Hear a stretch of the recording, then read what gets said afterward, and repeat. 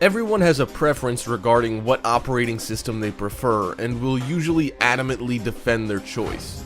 The market is basically split between two industry heavyweights, Windows and Apple. Apple users are the most steadfast fans around when it comes to their OS of choice, but the company's recent practices have a lot of them questioning whether or not they should continue to support the company. Whether Apple fans like to admit it or not, the golden child of the tech world has been engaging in some seriously shady practices for some time, especially after their most recent CEO, Tim Cook, took the helm. Let's begin.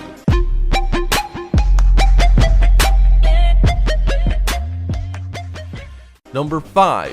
Post-launch price reductions with planned obsolescence. Charging outlandish amounts during spans of launch campaigns, then drastically reducing the price, sometimes up to $200 to $300 mere months later.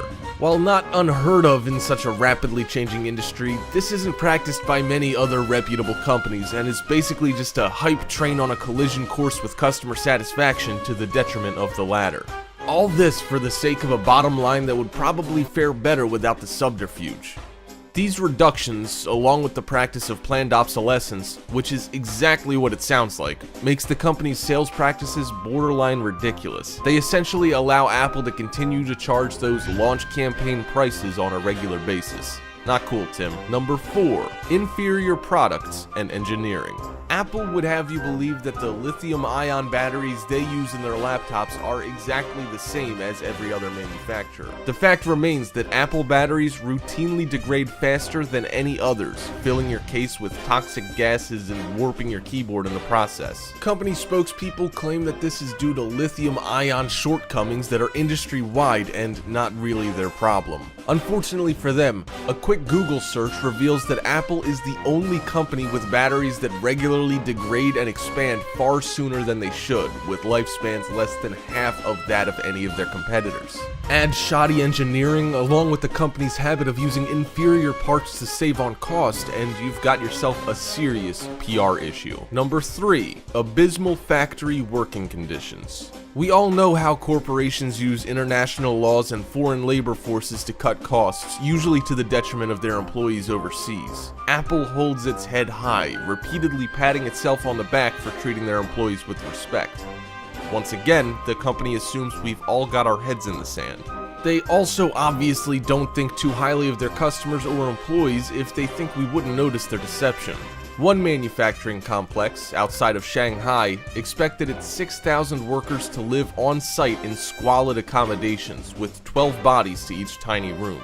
Luckily, the workers had running water, when they pedaled stationary bikes attached to taps next to open pits of sewage. And the kicker? These workers were charged for the privilege of these accommodations. Number 2.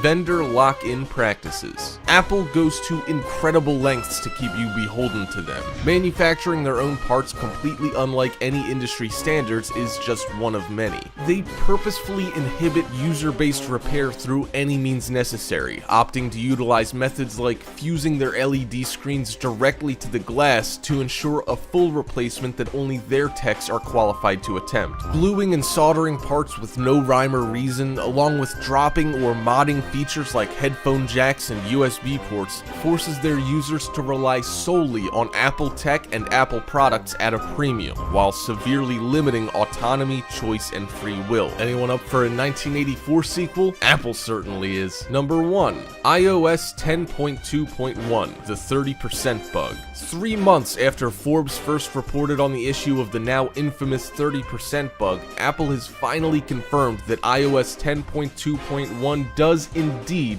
have a problem.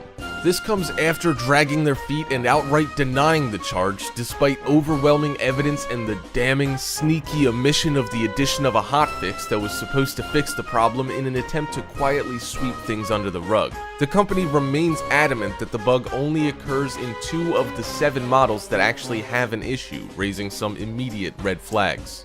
Apple still refused to comment much on the issue, only coming forward with further information after they get caught red-handed and with their pants down.